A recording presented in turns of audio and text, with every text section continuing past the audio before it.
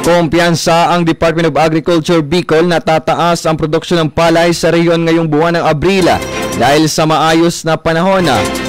Ayon kay Lovella Guarina, kada pagsalita ng DA Bicol, isinasagawa ang malawakang pagtatanim sa 99,736 na hektarya ng lupain sa buong rehiyon simula Setyembre taong 2024 hanggang Enero taong 2025. Pagsapit ng Marso ngayong taon, umani na sa mahigit 10,000 sa hektarya na nagbunga ng 41,000 metrikong tonelada ng palay.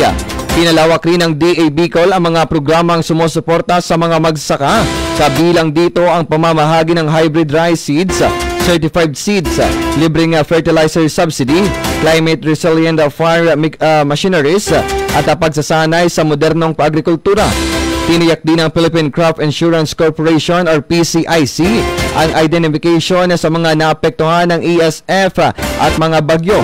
Samantala, tiwala ang DA Bicol na magiging masagana ang ani ngayong 2025 dahil sa maganda ang kondisyon ng panahon at patuloy na suporta mula sa gobyerno.